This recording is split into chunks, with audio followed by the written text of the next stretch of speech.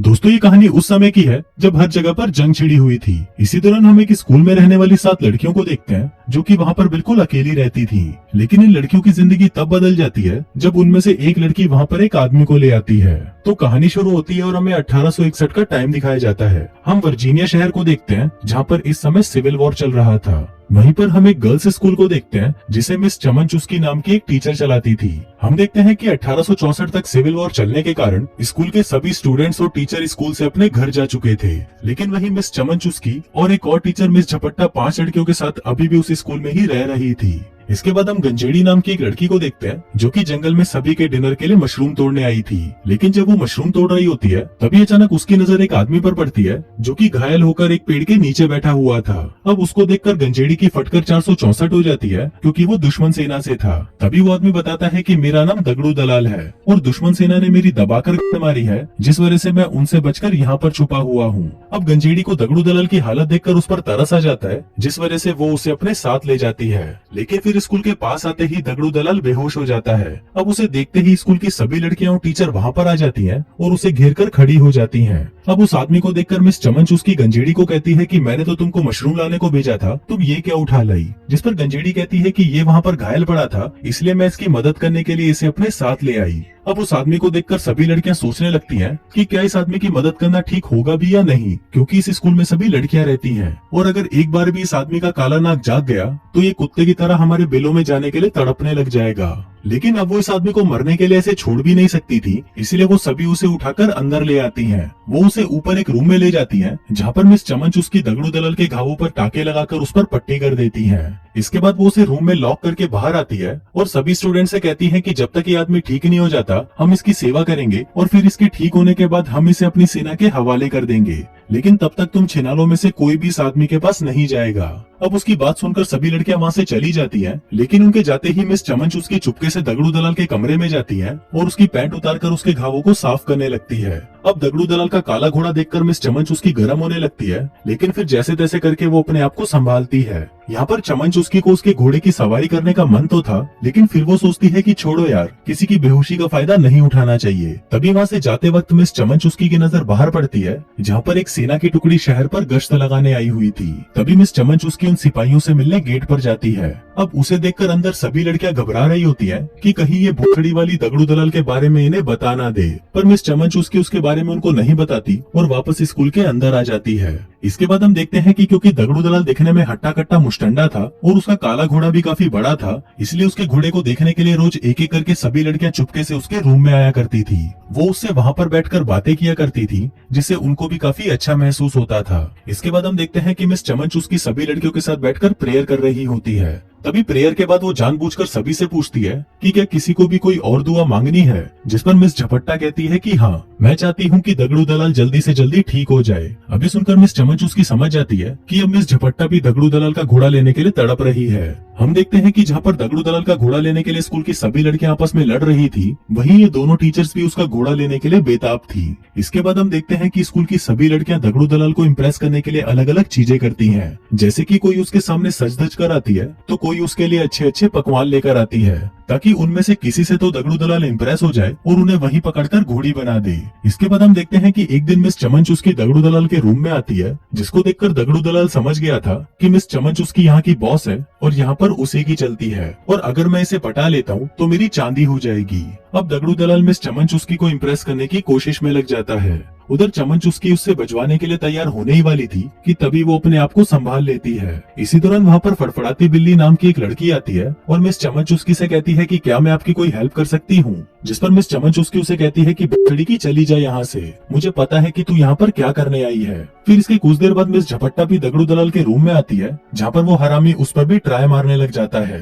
वो उससे गंदी गंदी अश्लील बातें करने लगता है और उसका ये प्लान कामयाब भी हो जाता है, क्योंकि अब मिस झपट्टा की बिल्ली गीली हो चुकी थी और वो दगड़ू दलाल के साथ दबा दबा कर मजदूरी करना चाहती थी। फिर इसके बाद क्या था, मिस झपट्टा दगड़ू दलाल के बिस्तर पर आती है, जहाँ पर वो दोनों दबा दबा कर मजदूरी करते हैं। इसके बाद हम मिस चमन चुस्की को देखते हैं जो कि सभी स्टूडेंट्स के साथ मिलकर प्रेयर कर रही होती है, लेकिन तभी वहाँ से फड़फड़ाती बिल्ली उठती है और मूतने का बहाना लगाकर बाहर चली जाती है। फिर वो वहाँ से सीधा दगड़ू दलाल के रूम में जाती है और उसे पकड़कर चूसने लगती है। अब यहाँ पर दगड़ू दलाल को भी मजा आ रहा था, इसलिए वो भी इस मोमेंट को एंजॉय करने लगता है। लेकिन फिर चूसते चूसते फड़फड़ाती बिल्ली को याद आता है कि मिस चमन चुस्की उसका इंतजार कर रही होगी, इसलिए वो वहाँ से चली जाती है। इसके बाद रात को हम देखते हैं कि जब लड़कियां साथ में डिनर कर रही थी, तभी वो सभी मिलकर फैसला करती हैं कि अब वो दगड़ू दलाल को खुश करने के लिए कुछ नया करेंगी। अब वो सभी दगड़ू दलाल को म्यूजिक सुनाकर खुश करने की कोशिश करती हैं, लेकिन दगड़ू दलाल को म्यूजिक में कोई इंटरेस्ट नहीं था, क्योंकि उसे तो उनके कुएं की खुदाई करनी थी। अब ये सब चल ही रहा था कि तभी कोई स्कूल का दरवाजा खटखटाता है। फिर मिस चमन उसकी दरवाजा खोलती है और देखती है कि ये तो वही गश्त लगाने वाले सैनिक होते हैं। वो यहाँ पर बस चेक करने आए थे कि सब कुछ ठीक है या नहीं, जिसके बाद वो वहाँ से चले जाते हैं। इसके बाद हम मिस चमन चुस्की को देखते हैं, जो कि दगड़ू दलाल के साथ बैठकर वाइन पी रही होती है और ये दोनों किसी चीज के बारे में बातें कर रहे होते हैं। लेकिन इसी दौरान दगड़ू दलाल सोचने लगता है कि मिस चमन चुस्की बहुत ज्यादा स्ट्रांग है और अगर उसे यहाँ पर आराम से रहना है तो उसे मिस चमन चुस्की को पटाना ही होगा।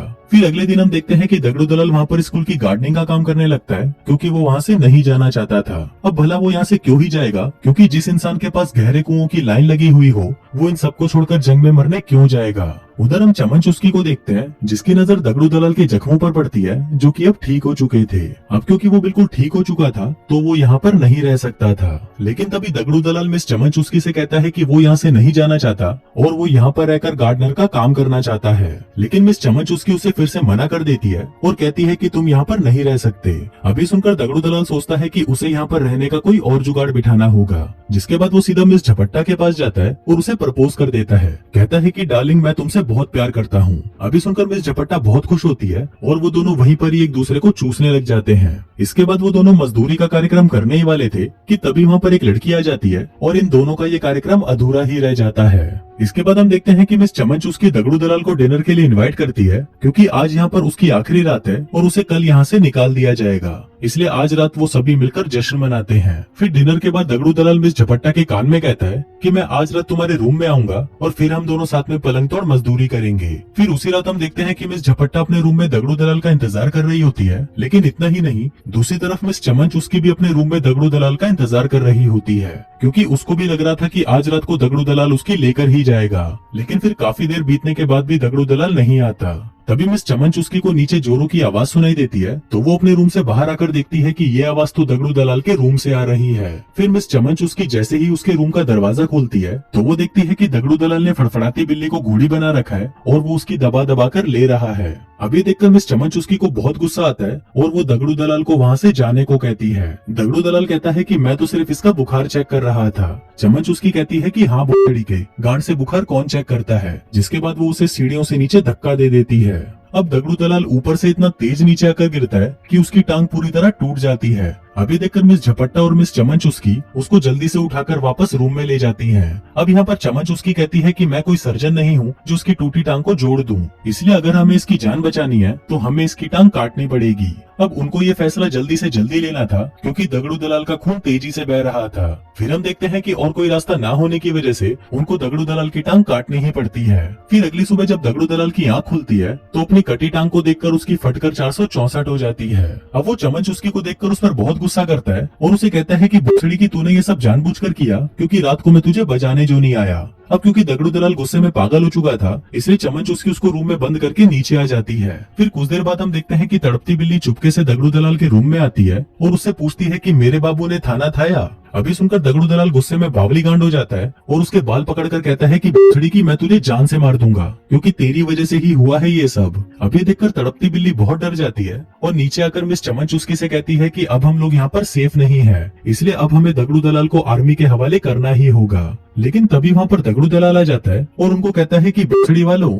अगर तुम लोगों ने मुझे फिर से रूम में बंद करने की कोशिश करी तो तुम लोग सोच भी नहीं सकते कि तुम्हारे साथ क्या होगा। अभी सुनते ही मिस चमन चुस्की तड़पती बिल्ली से कहती है कि तुम जल्दी से जाकर गेट पर नीला कपड़ा बांध दो, ताकि आर्मी वालों को पता चल जाए कि हम लोग मुसीबत में हैं। अब तड़पती बिल्ली जल्दी से जाकर गेट पर नीला कपड़ा बांध रही होती है कि तभी दगड़ू दलाल उसे देख लेता है, जिसके बाद वो सभी लड़कियों को गन पॉइंट पर ले लेता है। वो कहता है कि अगर तुमने फिर से ऐसा कुछ भी किया तो मैं तुम सभी को मार डालूंगा। जिसके बाद वो गुस्से में अपने रूम में चला जाता है। अब यहाँ मिस झपट्टा को लगता है कि शायद दगड़ू दलाल को मजदूरी की जरूरत है, इसलिए वो ऐसा कर रहा है, तो वो उसे चरम सुख देने के लिए उसके रूम में जाती है और उसके रूम को अंदर से लॉक कर देती है। उधर मिस चमन चुस्की उसे मना करती है और कहती है कि साली छिनाल ऐसा कुछ मत कर। लेकिन मिस झपट्टा की ठरक अब चरम सीमा पर पहुंची हुई थी, इसलिए वो दगड़ू दलाल के पास जाकर उससे लिपट जाती है। उधर दगड़ू दलाल को भी मजा आने लगा था, इसलिए वो भी उसके साथ दबा दबा कर मजदूरी करता है। अब ये सब देखकर मिस चमन उसके गुस्से में पागल हो चुकी थी और वो सोचने लगती है कि इस दगड़ू दलाल का खेल अब खत्म करना होगा। लेकिन इसी दौरान एक स्टूडेंट उसे कहती है कि हम दगड़ू दलाल के खाने में जहर मिला देते हैं। अब ये आइडिया मिस चमन चुस्की को भी सही लगता है। इसके बाद गंजेड़ी जंगल में जाती है और वहाँ से जहरीले मशरूमों को तोड़ लाती है। फिर उसी रात मिस चमन चुस्की दगड़ू दलाल को डिनर के लिए इनवाइट करती है, लेकिन यहाँ पर दगड़ू दलाल को शक था कि कुछ तो गड़बड़ है, इसलिए वो झपट्टा को भी वो मशरूम खाने को कहता है।